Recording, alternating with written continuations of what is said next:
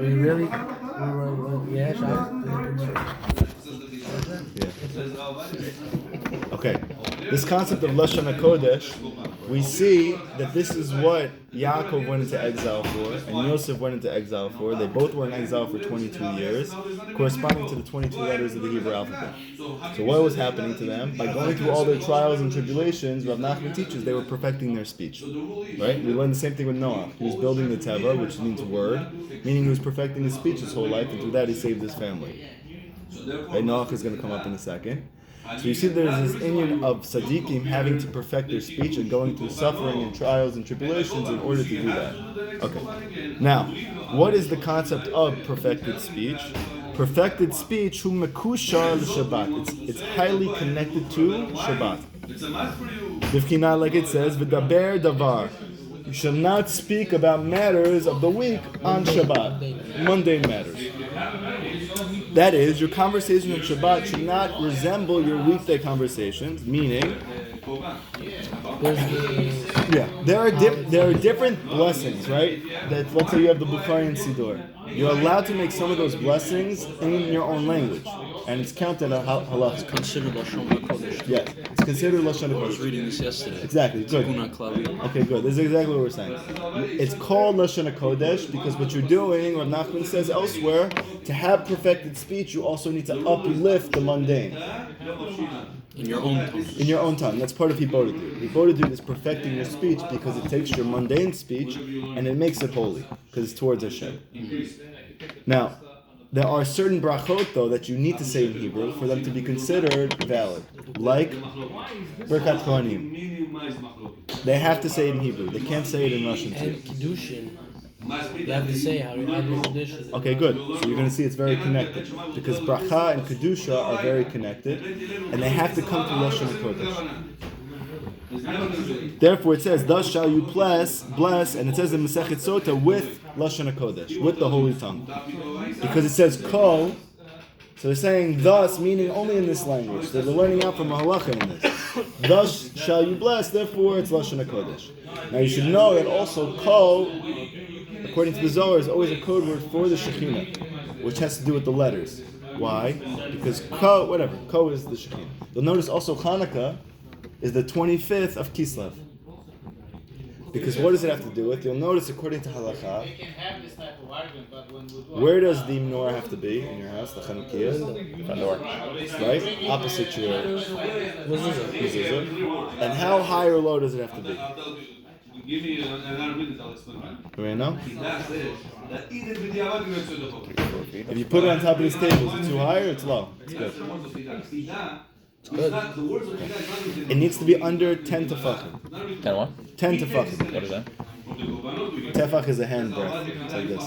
10 of those. 10 of these guys. Okay, good. What if you put it Above that. above that? It's not valid. So question. Yes. If yours is hanging from the ceiling. No. But what if it's on in your kitchen by the window On the counter. on the counter? Is it above 10 tefachim? Probably. So it's by your waist, maybe your stomach. So it's an issue.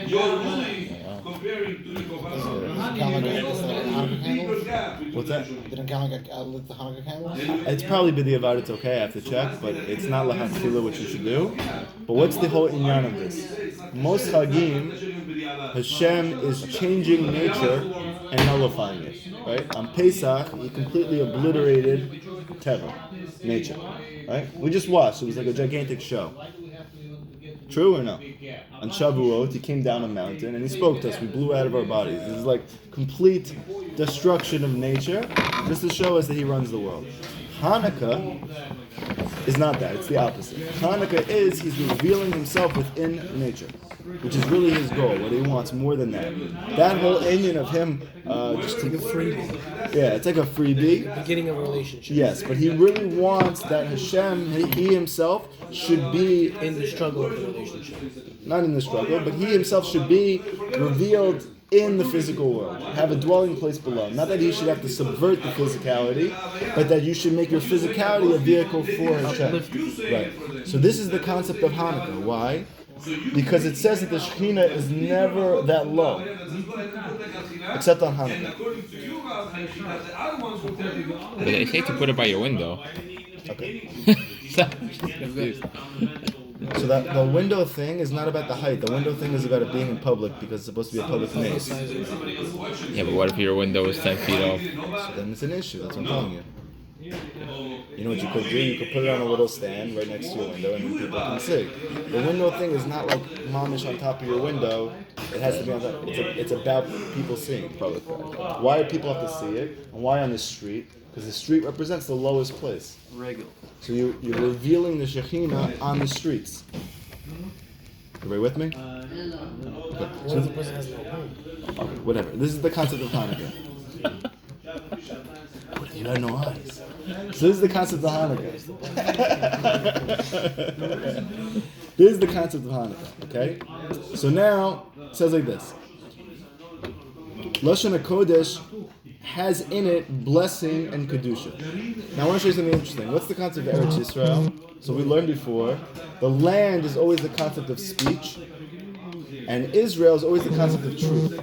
So you see, Eretz Yisrael is perfected speech. Why is it perfect? Because you have truth.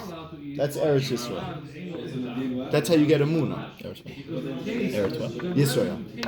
The land of Israel. Okay? Now you'll notice, what's Lashon HaKodesh? Lashon is speech. Kodesh is truth. So you see, Lashon HaKodesh is the same exact concept of Eretz Yisrael. When you make a blessing, you have to do it in Lashon HaKodesh. You do it based on Da'at. That's why it says Hashem blessed the seventh day and sanctified it. So you see, Shabbat is the concept of blessing and sanctification within a concept of speech. Therefore, the holy tongue is linked to Shabbat through perfected speech, which is the holy tongue. Therefore, we draw the joy of Shabbat into the 6 weekdays. What do we say? It's very important that on Shabbat, you're happy the entire time. But ultimately, what's the greatest level, the highest level? That you're that happy during the week as well. Right? The whole reason why you want to be happy the whole Shabbat is so you get a taste of Olam Haba. But ultimately, what you want to be doing is drawing Olam Haba into your week to uplift the physical world. That's Hanukkah. Shabbat, so to speak, it's like a Chag, it's like Pesach. You're going above nature. Yudkei Vavkei, Hashem is the one who's controlling your life on Shabbat, but during the week it's Metat, it's the Malach, it's physicality. Matat. Yes. So what we want to do is we want to take this concept of being free, which is Shabbat, and bring it into your work week when you are, so to speak, a slave. That's why, according to the Zohar, the work week is the concept of sadness. It's the concept of gloominess. Even the mitzvot we perform during the weekdays, they have a quality of heaviness. You ever notice that even when you go to do a mitzvah during the week, it's hard to do. You have like these. Rabbi Nachman says it's like you're crossing a sea. Okay, good. So you just have like this heaviness about you. What's the heaviness coming from? It's from the weekday. It's from the Sitra Achra. Okay? During the week, you have the Klipot who have the ability to reign free. As a result, when you do a mitzvah, it doesn't want you to. So even if it lets you do it, it does it in a way that it feels very heavy. What happens on Shabbat? The Klipot are released, and all of your mitzvot now go up to Hashem. That's where your joy on Shabbat is coming from all the mitzvot you did during the week. But you can't feel the joy from those mitzvot during the week because the Klipot have control of them. However, when the Klipot are nullified on Shabbat, those mitzvot go up to Hashem. That causes him to be happy. That's reflected in your happiness.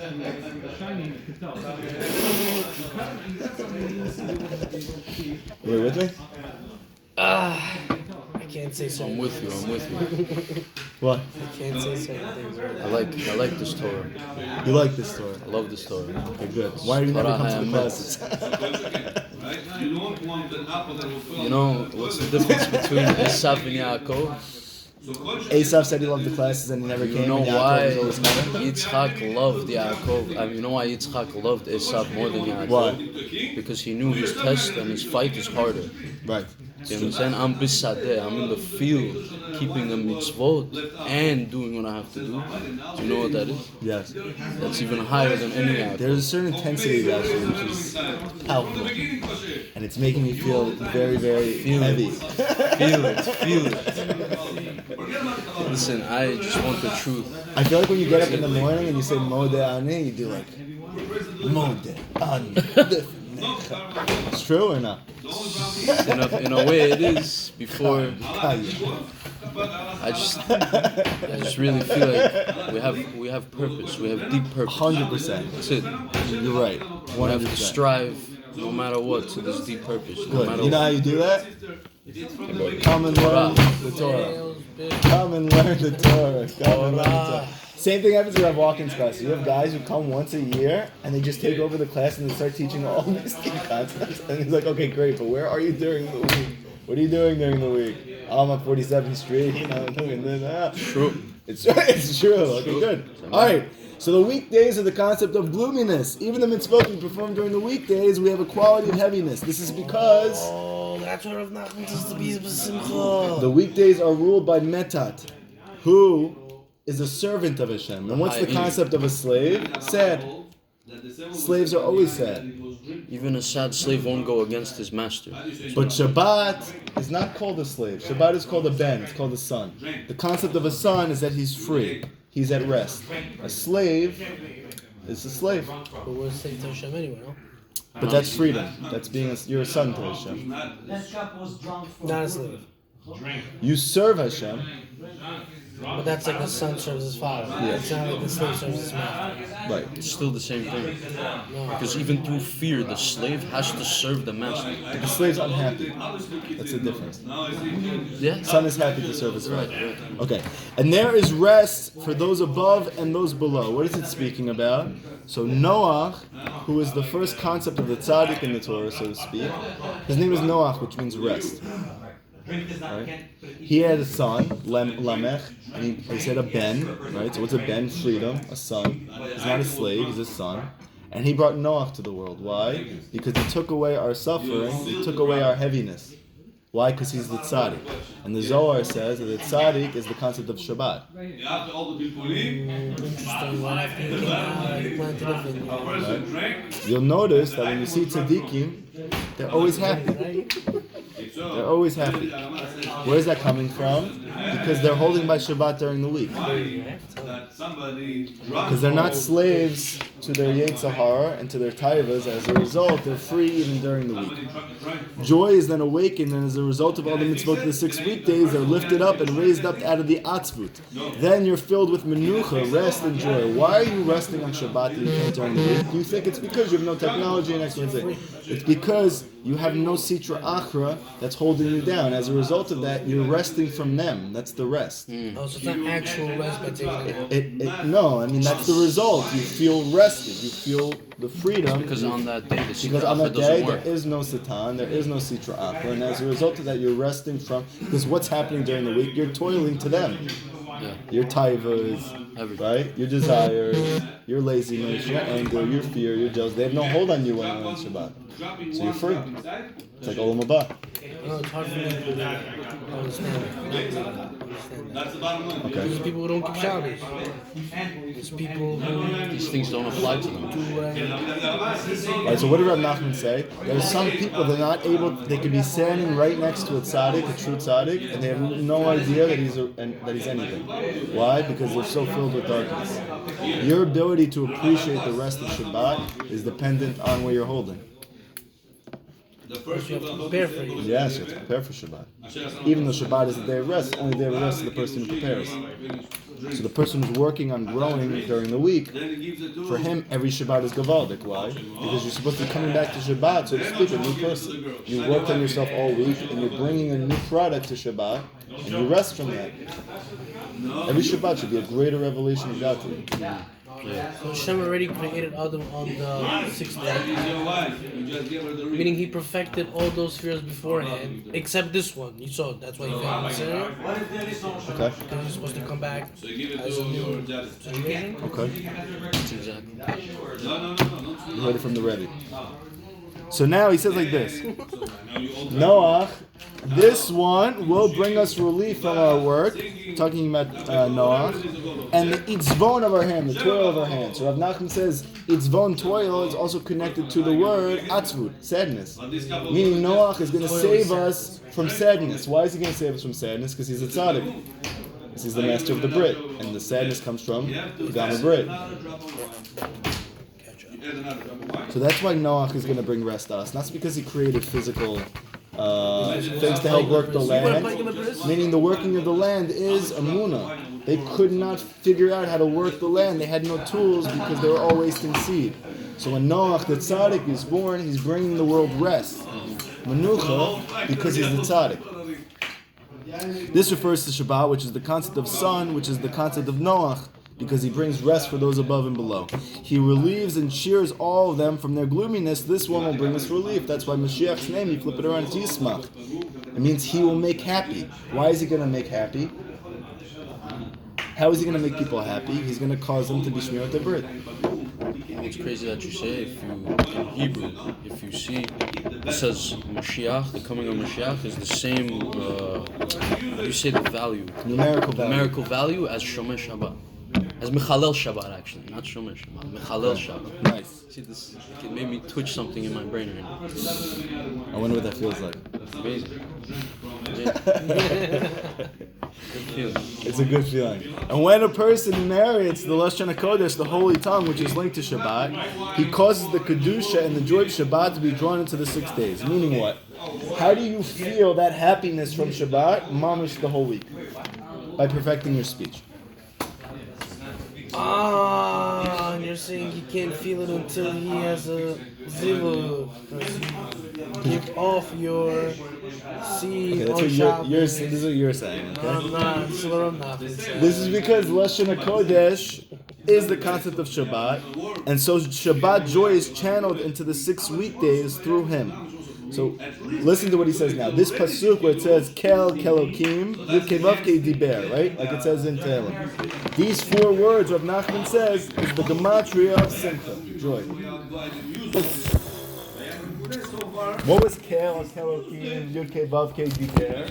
So it is the 3 levels of truth that perfect your speech, and when you have perfected speech, you have Simcha. Want to hear a deeper shot? How do you have a deeper pshat than that? I'm about to blow your mind. This is Rav Nachman too, by the way. Yeah. Well, and he's talking about Hanukkah, right? We're learning this in Hanukkah, Yes. which is connected Yosef, Yes. right? If you look at the Yavanim, what they try to take away from us, right? Chodesh, Mila, and Shabbos, right? I knew that's how they could wipe Take the out. first letter of Shabbos, take the first letter of Chodesh, and Simcha. Mila. Simple. They try to take that away from us. And that's what Yosef brings us, because he's the This tzaddik. is the Shomer Brit. Right. Are you blown away? Are you blown away? Yes. Minute, it was a twitch. Yeah. I had a twitch in a different area of my body. Okay. Okay. Now, he says like this. What happens when you draw the Kedusha of Shabbat into the week? What does that mean? What does that literally practically mean, to draw the sanctity of Shabbat into the week? What do you do on Shabbat that makes it Kodesh?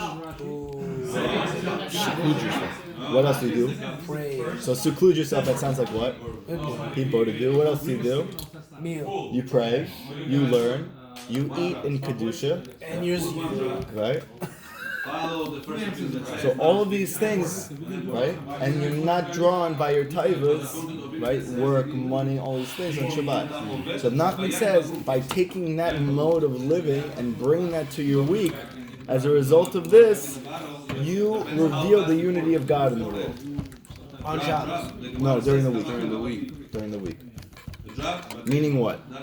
Okay, so we need to understand a concept. We speak about this a lot, we reference it, but we need to understand this explicitly now. There is a right side and there is a left side to the spiritual, physical world.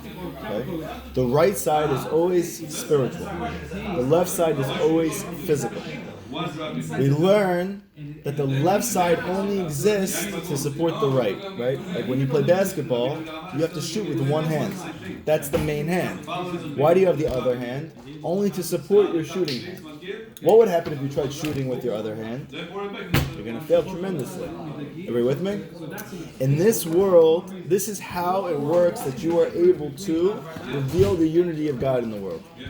When you make sure that your shooting hand is the one shooting and your left hand is the one supporting. What does that mean? Know your role. That's what Hanukkah is about. Know your place. Good. It sounds like a Bukharian Hanukkah. Now listen, when you shoot with your right hand, What is that? That's spirituality. Because the essence of your life is spiritual.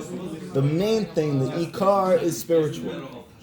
But what you need to support that and to reveal it, it's the left hand. That's the physical. Everybody with me? So when spiritual is primary and the physical is only used as a vehicle to support the spiritual life, as a result of that, you reveal the unity of God in the world because you're revealing the unity between the spiritual and the physical. What happens though when you make physical primary and you make spiritual secondary? Right? So as a result of this, you cause all suffering to yourself and in the world. Why? Because you're removing unity from the world, and that's the cause of all suffering. Because we said that where does all illness come from? A lack of peace in your body. What's a lack of peace in your body? A lack of unity. Unity comes from using everything for what it's supposed to be used for. So, practical example. I go to eat, and I eat just for the sake of eating. No, not for any higher purpose. What I do at that moment is I'm shooting with my left hand.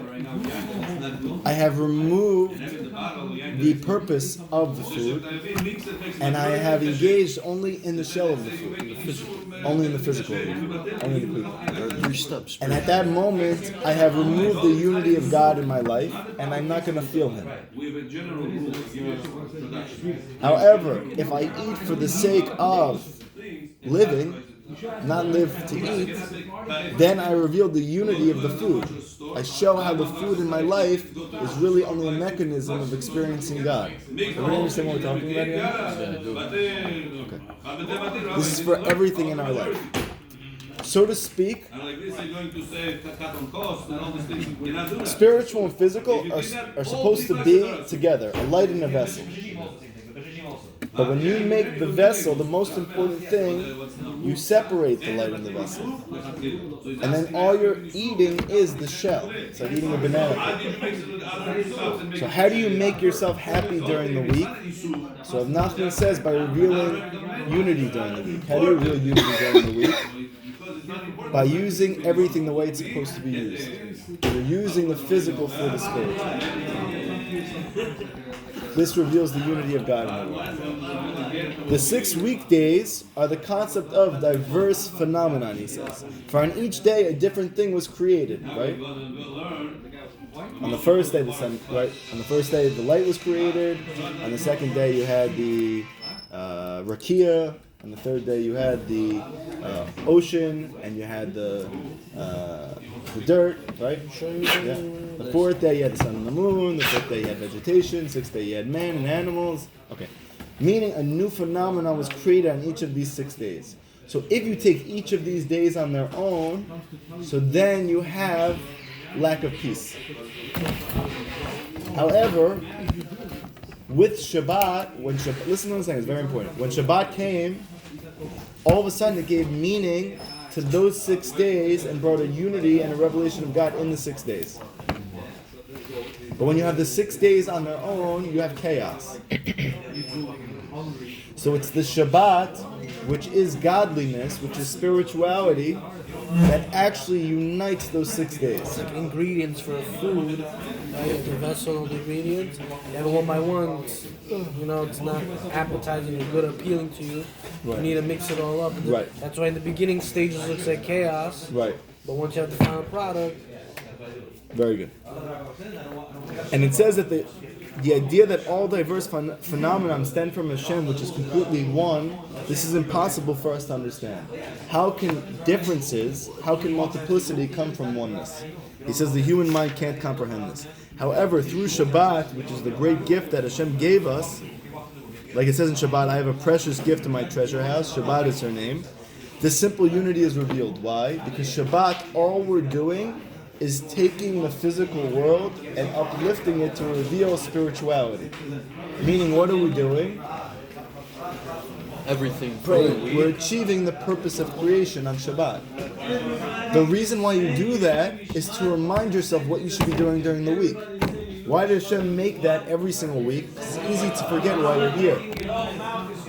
right? We only have Pesach once a year to remember freedom. We only have Shavuot once a year to remember the giving of the Torah. But Shabbat we have every week. What's so important that we have to do it every single week? To remember why you're here and what you're doing here. Shabbat is the Olam Haba. Yeah, Shabbat is the goal. Olam Haba is the goal.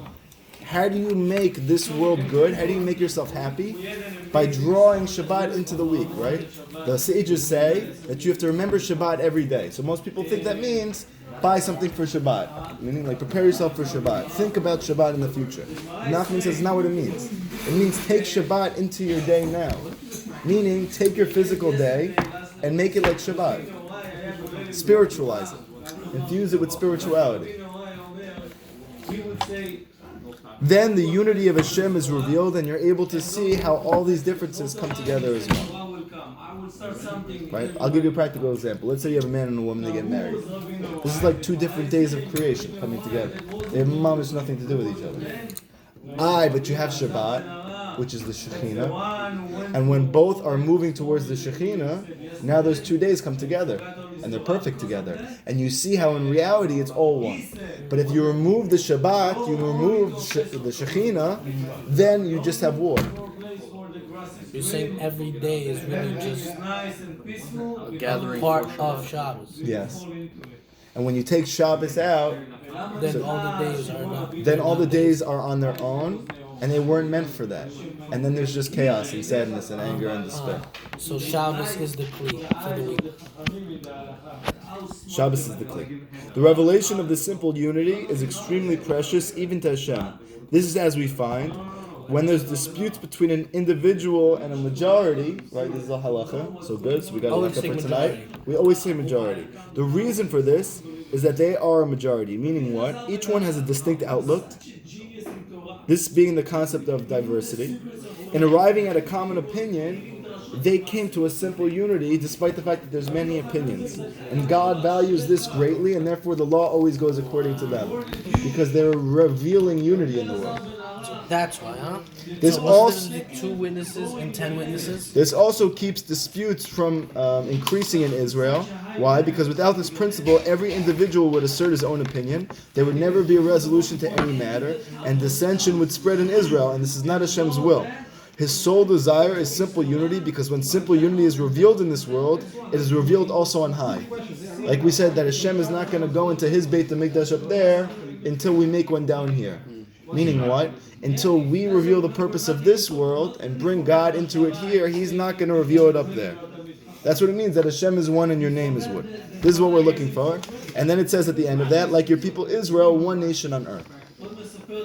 So to speak, I'm trying to think, there's got to be a great analogy and it's missing me on my tongue. Imagine there's a car, okay? In truth, every single Jew is a different part of that car. Somebody is the engine, someone is the spoke. You have the symphony analogies. Okay, symphony analogy. Let's go with the car now. Okay? Someone is the heat and the air conditioning. Someone is the windows, wheels, whatever. Okay. Definitely the horn. Okay, and the horn. You need every single piece of this to have a fully functioning car, right? What happens when you think that you're it? And everybody else has it wrong, right? You tell the air conditioner, stop worrying so much about freezing the car, you should be trying to power the car. The guy's saying no, because there's a guy in the car, he needs to feel comfortable, right? But you're not going to drive that way. Immediately by a So the concept of the fact that each of us is a part of the car is Shabbat. And therefore, when you forget that you're part of a car, then everybody becomes their own entity and the car doesn't work at all. And then everybody says, this life sucks. My life sucks. Nothing works. Everything feels like chaos. Why? Because there's no peace. There's no peace because you remove the ikar and you only have tofel. You only have side parts. There's a unity which is pervading all of these parts. You need to tap into that in order to give meaning to each of the parts. Everybody with me? This aligns with the story of Rabbi Eliezer the Great and Achanai Ovid. where it's taught that halacha accords with Rabbi Eliezer in every instance. Why? He wanted to prove that he attained perfected speech, which you get through halacha, truth. This is why he said, let the carob tree prove it, let the stream of water prove it, let the walls of the house of the study prove it, let the heavenly voice prove it. 4 different mechanisms. Why should 4 things prove it? These 4 aspects of speech. This is because the tzaddik is the one, through the faculty of speech, they actually control and create reality. Is it also corresponding to the 4 letters of Hashem's name? Meaning he has dominion over all 4 of his elements? Nice. Yes. Things Moshe said for someone's referring to. Yes, exactly. Like he said, let the carob tree prove it. 4 parts of the mouth that makes speech. Yes. Let the carob tree prove it. That's the kind of speech that's called tzedakah. Why does the carob tree have anything to do with tzedakah? Because the carob tree, it was planted forever. I found a world with carob trees, it says in the Gemara. Just as my ancestors planted for me, so I'm planting it for my children. The whole concept of a carob tree is, it's a gift from Hashem, you have it forever. So that's the concept of tzedakah. Right, exactly, very good. Then you have, what's the next one? You have speech of tshuva, which is the stream of water. Like it says, pour out your heart to Hashem like water. That's tshuva, speech of tshuva. Now you have the walls of the house of study. This alludes to the wealthy, who the walls is also like Ketel, which is a mound which everyone turns to. Why? Because a rich man always has friends. So that's the 3rd level of speech. And then you have the 4th level of speech. What's the 4th level of speech? The heavenly voice. That's Malchut. That's the Kol Shekhinah, right? The voice emerges from... Okay, good. That's what it means to call Yaakov, that he had everything. Meaning he had all 4 of those. He had perfected his speech. Is Yaakov the left side? Yaakov's the right side. Esav's the left side. Yitzchak's the left side. Yitzchak was the left side. When Mashiach comes, we're all gonna say to Yitzchak. You know, we're gonna cry out to Yitzchak because he was the left side. Yes. Thus, with these 4 things, Rabbi Eliezer showed that he possessed perfected speech, and that's why halacha always went according to him. That's why it says, serve Hashem b'simcha, ivdu Hashem b'simcha, right? We say this every Shabbat. Meaning that you should be channeling the joy of Shabbat into your work week. How do you channel the joy of Shabbat into your work week? By taking the physical work week and using it all for spiritual reasons. I go to work, Hashem help me to make money only for the sake of giving tzedakah. That makes you happy during your work. Why? Because you're revealing the purpose of your work. You're revealing Shabbat in your work, and then you're free. Everybody understand what I'm saying? Yeah. This is everything in your life. I'm going to eat. Why am I eating? For the sake of giving me energy to learn or to pray or whatever. Then what I'm doing is I'm revealing the purpose of eating. I'm bringing Shabbat into my food. And now I can be happy with my food. Otherwise, what does the food do? It makes you tired. It makes you sad. It gives you atzvut, right? Because it's like, so to speak, you're taking the body of reality and you're removing the soul from it. When you do a physical act, without trying to come to Hashem through that act, you're moving the soul from the body, and the body without the soul is very heavy. That's the work week. The week only has purpose insofar as it prepares for Shabbat.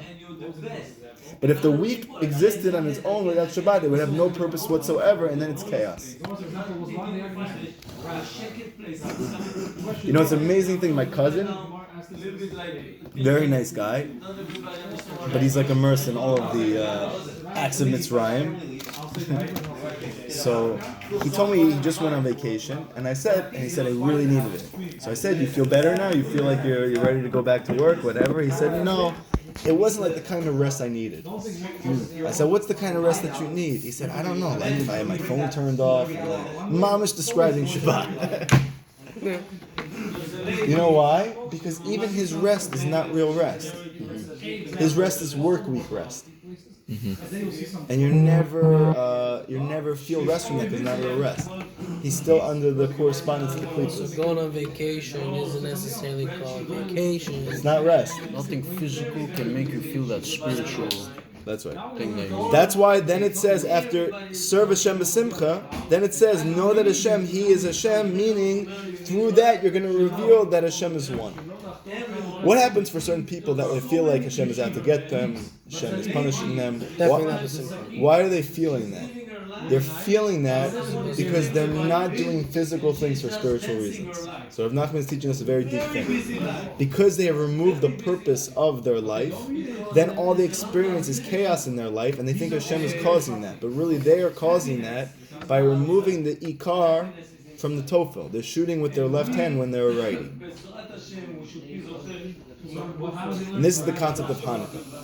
The days of Hanukkah are days of thanking. They are the delight of the world to come, and that's halachot, through which one perfects his speech by the revelation of truth. Here's the idea of the oil behind the Hanukkah lights. Like it says, let your tumim and urim be with your man of kindness. Meaning, what do we say kindness is? The greatest kindness is halacha. The light of truth is revealed. That's tumim and urim. Tumim is truth and urim is light. This alludes to the oil, which is the light of truth. Send forth your light and your truth. In addition, one is required to place the lights adjacent to the opening of one's home. Right next to his door. That's the best place to put it. Why? This corresponds to the openings of your mouth, because the door is connected your mouth. Right? That's why I told you guys my Kiddush about Pesach. That whole thing about him saying, put up blood on your doorpost, means go do hibodedu. And when I see that, I'm going to skip over your house. You do hibodedu every day, right? You do cheshbon and nefesh down here, you're not judged above. And so I feel like that's the concept of him skipping over your house. Okay, good. This corresponds to the openings of your mouth with this speech. Truth radiates its light into the words, and then the joy of Shabbat is drawn down into the 6 days of the week, and that's the concept of Hanukkah, which is Chanukah. Chanu comes from Chanu, which means rest. Ka is thus, speech, holy tongue. Rest, perfected speech. Thus, the joy of Shabbat illuminates the work days, which are also identified with Hanukkah. Why? Because what's another name for Metat? The angel Chanoch. Chanoch is like Hanukkah, which is the servant. The whole purpose of Hanukkah is uplifting the physical with spirituality. His rule is during the week. What does Hashem want us to do? He wants to make the week infused with Shabbat. He wants to make the week end. Yes. That's why it says it happened at the end of 2 years of days. Right? We have this. V'yahi miketz. It's this week's parsha. V'yahi miketz shenatam yamim. It was at the end of 2 years of days. It was very bizarre. Why does it say it like that? So Rav Nachman says at the end is always halacha, which is the delight of the world to come. 2 years of days. What is this? So, as in the teaching of our sages, concerning the one day yeshiva student, he was dejected until Rabbi Yochanan applied to him the following learning, yet me they seek me day. 1 day of the year is considered an entire year, meaning 2 years of days, meaning what? Study of halachot causes the days to be like years. And they said they didn't merit to hear the rest of this part. Okay, so now, what is he trying to say? He's saying like this. Didn't hear the rest of it? No. It says it in there? No. What is he trying to teach here? He's trying to say that by studying halakha every single day, you're meriting to Olam Haba, not just then, but you're bringing Olam Haba into your... Why? Because what's halakha? It's teaching you how to live a spiritual life in the physical world. So that's the concept of bringing Shabbat into your day. Same thing. And no, reciting the Psalm of Thanksgiving, Mizmor Todah, is a segula for women who have a difficult labor. This is because Med Lamed is the initial letters of Mizmor Todah, which signifies the 70 screams a woman is going to have when she gives birth. Okay. That is the end of the Torah. So on a very basic, just quick overview, practically, what are we taking from this? Like this. Hanukkah is the concept of revealing the unity of God in the physical world. Okay. We do this by learning halakha every day and by thanking Hashem for our problems. When we thank Hashem for our problems and we learn halakha every day, we draw truth into our speech. That's the concept of taking the spiritual and bringing it into the mundane. Because the truth is always the concept of godliness, and the speech is something that's like physical. It's a woman's, right? It's gashmi. By taking the truth and infusing your speech, you perfect your speech, meaning you're perfecting the physical world. You do that by first bringing down truth. You do that by learning halacha every day, and you do that by thanking Hashem even for your problems. When you do that, now you can speak speak in a way that's perfected. And that's the concept of Shabbat. So that happiness that you experience in Shabbat, we need to bring that during the week. How do we do that? By lifting up everything physical. Even when you speak, right, in a way that has nothing to do with Torah, make it Kodesh. Lift it up. How? Not saying mundane things. Or let's say you're uplifting your friend's telling you he's going through a difficult time and you're mechaziking him. That's not Lashon HaKodesh, that's not Torah, but it is. You're uplifting the physicality and you're making it holy. It's one part of You're the speech. using this faculty of speech to help another Jew. So you're making speech spiritual by doing that. Right? You eat. You're doing it for everything has to have a reason for it. Ask yourself before you do anything, why am I doing this? If I do it for the sake of coming closer to Hashem, that's called bringing Shabbat into your work week, and then Rav Nachman teaches through that, you're going to feel happiness even during the week, not just on Shabbat. Any questions? Okay. Have a great week, guys. Have a great Shabbat. Have a great rest of your Hanukkah.